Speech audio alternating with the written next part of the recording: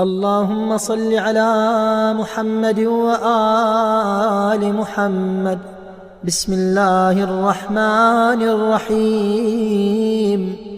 اللهم كن لوليك الحجة بن الحسن صلواتك عليه وعلى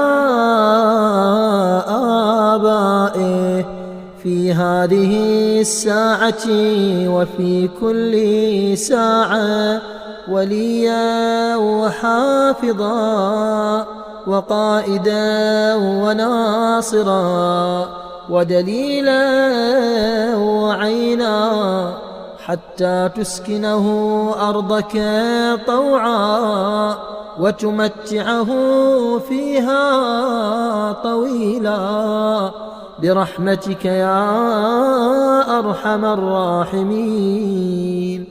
اللهم صل على محمد وآل محمد.